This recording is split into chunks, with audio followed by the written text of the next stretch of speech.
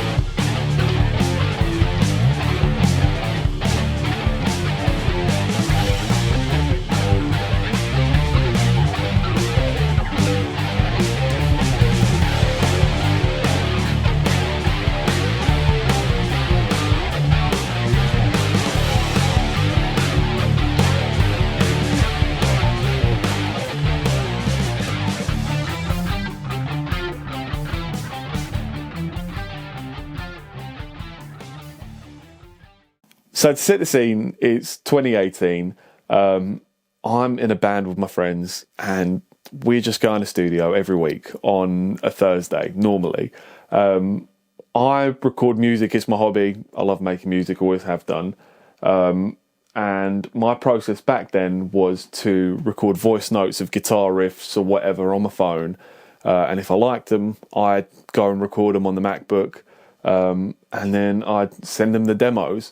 So there we are. Every week we'd be going studio, doing our cover songs. I'd be sending them to demos, and every now and then we'd probably give them a go and see where it would take us in between cover songs. And there was this one riff that I did. It was really rough around the edges, and I obviously must have liked it because I ended up recording a demo of it.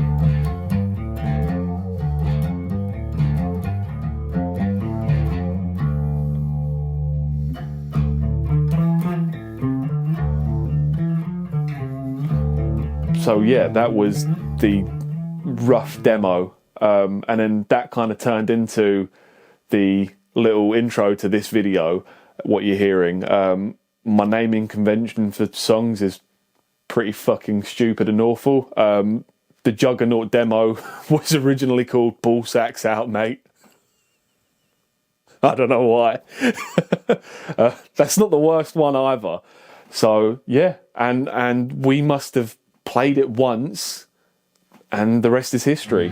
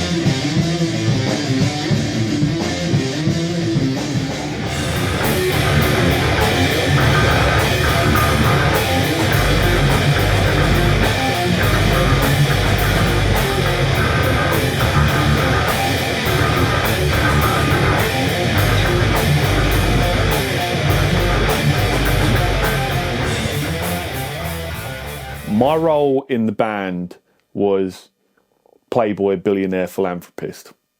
No, I'm joking. It was just guitarist. Maybe a little bit of vocals, but I'm not really an exceptional singer. So yeah, guitar mainly, and maybe we'd switch it up. I'd play bass and Joe would do guitar, but yeah. So I am the drummer of the band. I try to be the drummer. I can barely keep time, but I'm the drummer of the band. I was the bass player in the band.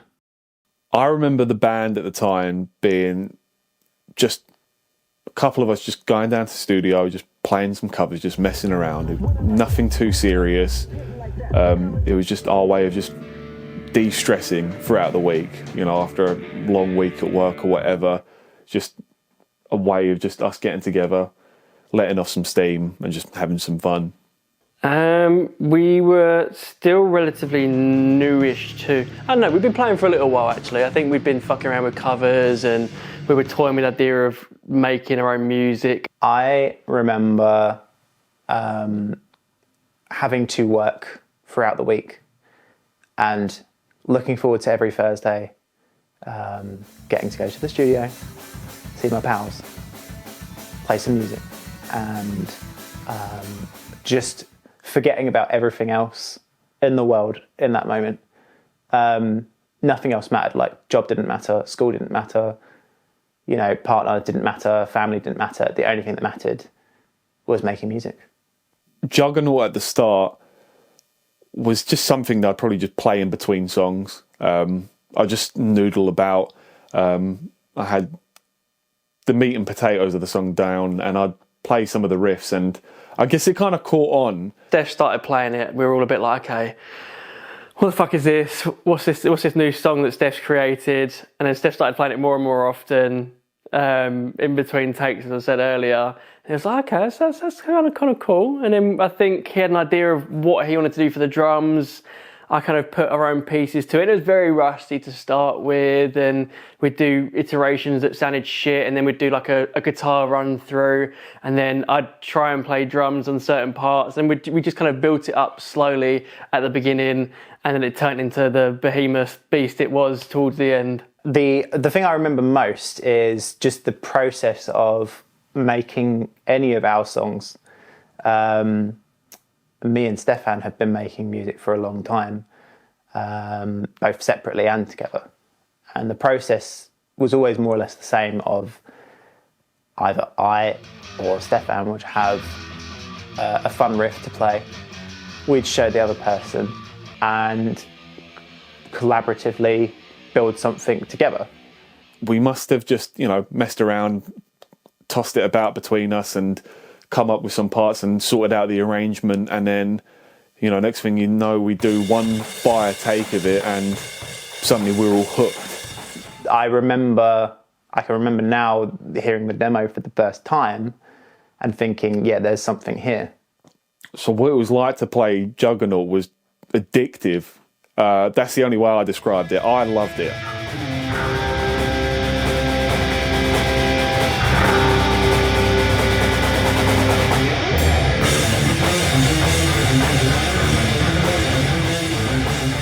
Seeing what you recorded in your bedroom on your phone, seeing that come to fruition with everyone there, and you're playing it live, and you've got the whole drum kit, you've got the bass guitar out, you've got the mic hooked up, it just felt powerful. But it felt even more so powerful to me because I was just with my pals. When we first started playing Juggernaut, I'm going to compare it to when Steph would make us play Enter Sandman or any Metallica song that he'd fucking force us to play, right? The instance was we played it a lot to start with, to try and get it flushed out. And to be fair, when we first started playing it, it was fucking great. Like, it was fresh, it was aggressive. Everyone had a lot of energy because we were a lot younger. So we had the energy to play it. And when we first were kind of going through the iterations, actually, this sounds fucking cool. Like, it was good, it was exciting, and as time goes on, that may change. Juggernaut was one of those ones that happens on its own. I think the best stuff that you write musically is the stuff that comes easiest, not from a technical point of view, but from the point of view that the song just happens. And I think with all of our best stuff, that's always the way it's been. The thing that I've always loved about Stefan's riffs, which is where Juggernaut sort of started, is they've got incredible pace, they hit hard, and they make you feel something sort of deep in your gut as well. And that's what I remember. As time went on, I guess we overplayed it.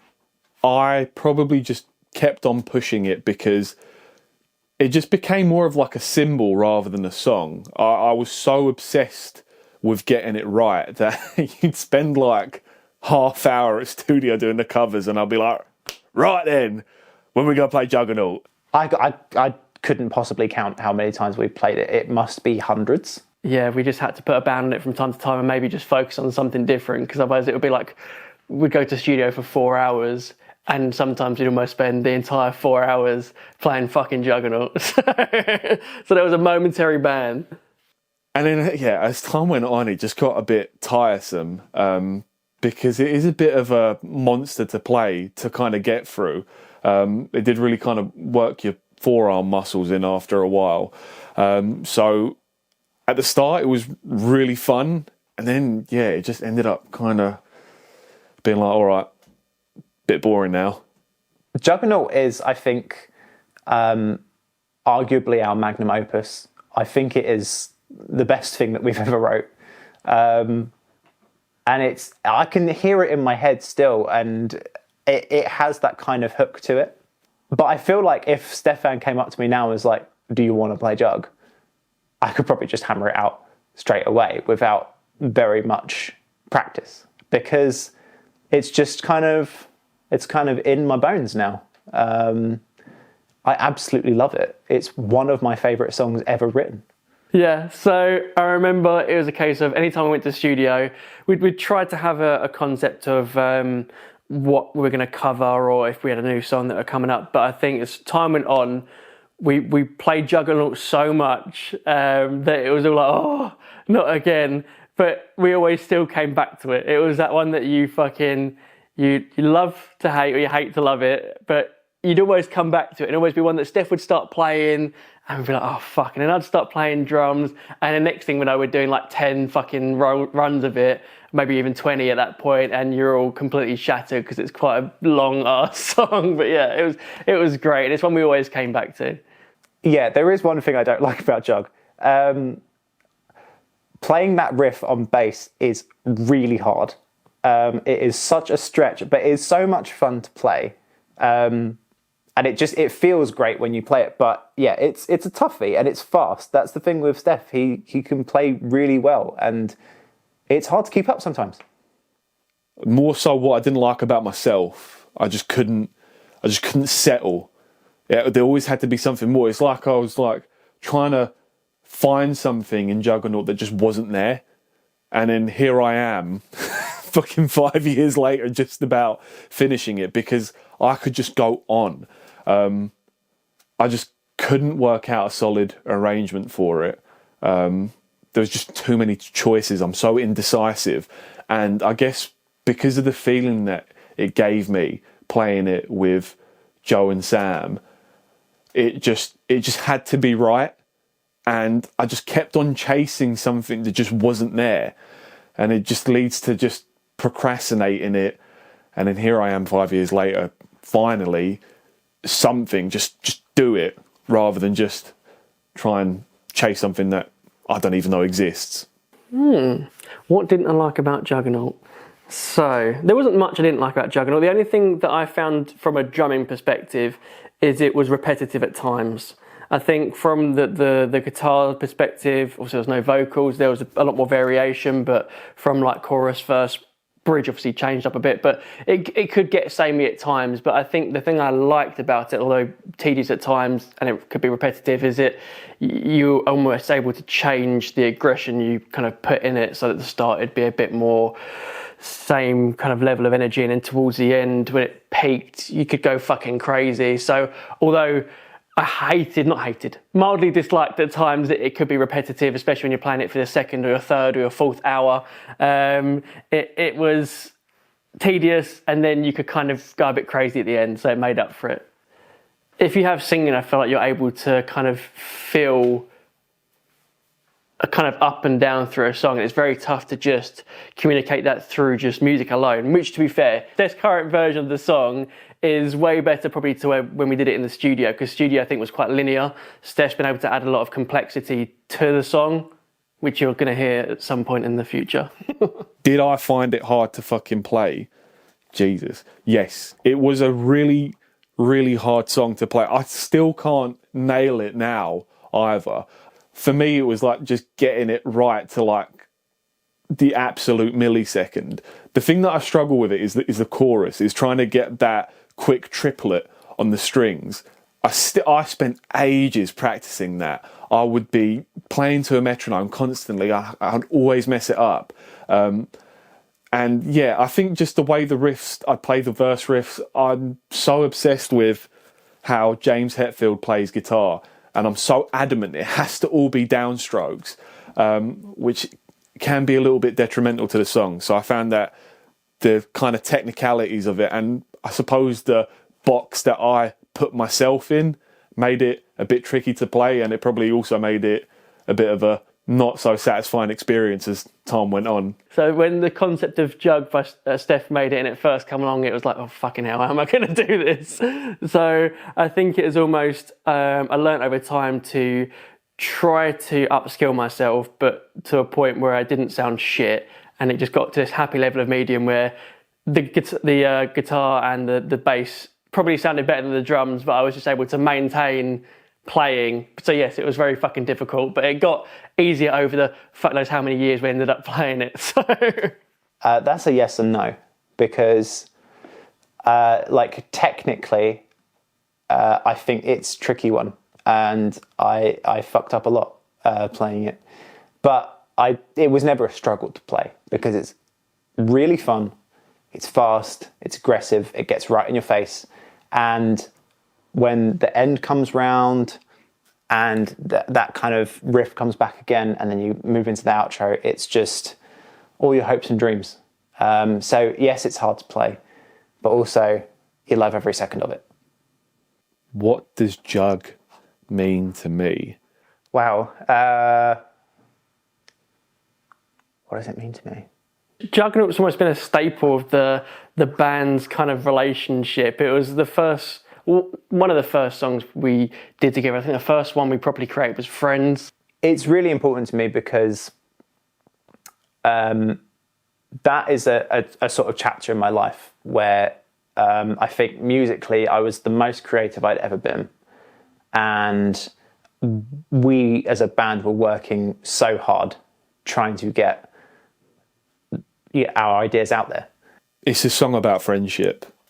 It sounds a bit odd considering that you wouldn't really associate the word Juggernaut by definition to friendship, but for me, the overwhelming force and power of just being in a studio with my pals, playing the song and it sounds good, and just being together, that's what it represented. And to me, it symbolises good memories. Like it's times that we had in the studios, just the boys being fucking idiots, writing music and just having generally a kind of a good time together. What Juggernaut means to me is that whole chapter in my life, really. It's a kind of perfect metaphor for that time in my life where I was a little bit unsure about where I was going in the future. And yeah, did feel a little bit lost. But I kind of knew that what we were doing was really special. Even if it wasn't perfect and it wasn't paying the bills, it was still really special. And it's something that I look back on with a lot of fond memories and a lot of happiness. It's not a song about anything else for me. It's just about being with my friends and having a good time and the overwhelming feeling that gives me. And yeah, that's Juggernaut for you. It always brings a smile to my face. So it's nice to hear that he's managed to remaster it and Steph has blossomed this new little flower out of the shit that we created back in the studio. What the song means, I don't know. But for me, it's just, it's an achievement. And I look back on it and think, yeah, I did some good stuff there. That was something I'm really proud of. So there it is. That's the story of Juggernaut, how the song came about and what it meant to us playing it all these years. Comes out on December 27th on all your major streaming platforms. So feel free to check it out, and thank you for watching.